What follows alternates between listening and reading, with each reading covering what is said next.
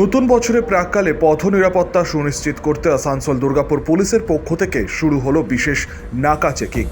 ACP Debraj দাসের নেতৃত্বে শনিবার সন্ধ্যায় আসানসোলে পুলিশ লাইন মোড়ে এই বিশেষ নাকা চেকিংয়ের ব্যবস্থা করা হয়, যেখানে বাইক চালক থেকে শুরু করে চার চাকা গাড়ির চালকদের অ্যালকোহল টেস্ট করা হচ্ছে। বর্ষ শেষ এবং নতুন বছরে পার্টি, আর সেই পার্টি মানেই অধিকাংশই দুর্ঘটনা ঘটতে থাকে এবং বেশিরভাগ ক্ষেত্রেই নজরে আসে মাদক সেবন করে গাড়ি চালানোর জন্যই এই দুর্ঘটনা।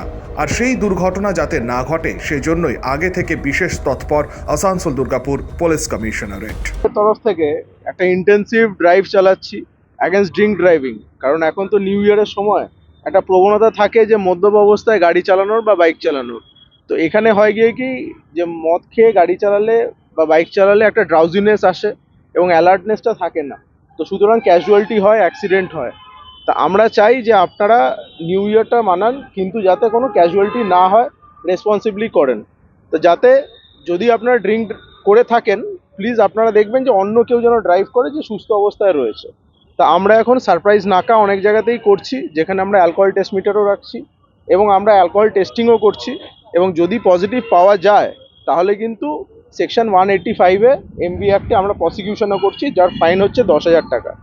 তো আপনারা দয়া করে, আমরা আর্জি করছি যে ড্রিঙ্ক ড্রাইভিংটা করবেন না এই নেক্সট দুটো দিন।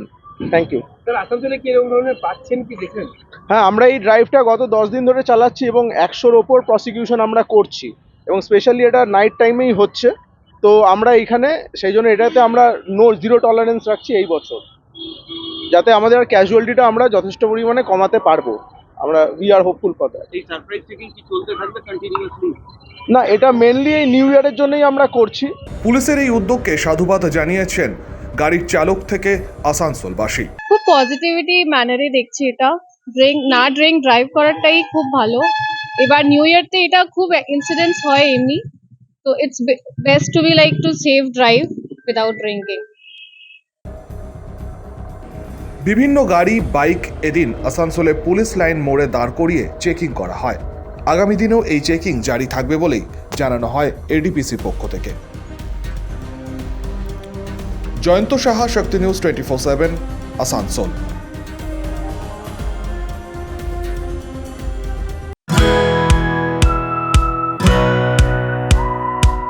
খাই খাই করো কেন এসো বসো আহারে, খাওয়ার আজব খাওয়া ভোজ কয় যাহারে।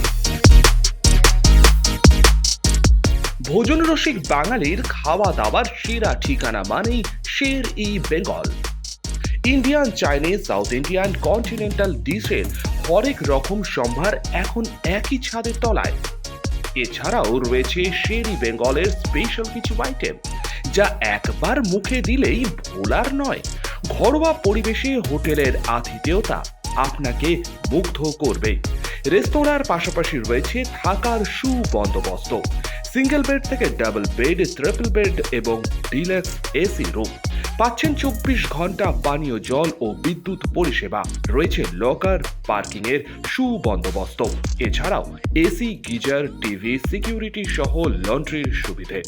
মিটিং বা যে কোনো সামাজিক অনুষ্ঠানের জন্য এখন নিশ্চিন্তেই আসতে পারেন শের ই বেঙ্গলে। Sher e Bengal, JP avenue, Sagarbhanga, SBI ব্যাংকের ঠিক পাশেই, দুর্গাপুর 713211। যোগাযোগ নম্বর 9609900511 অথবা 9775555222।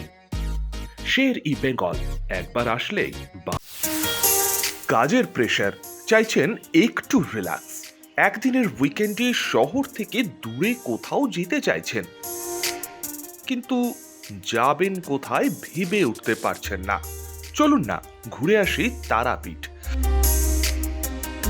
আর তারাপীঠ মানেই মধু মমতা হোটেল অ্যান্ড রিসর্ট, যেখানে গেলে আপনার মাইন্ড একদম ফ্রেশ।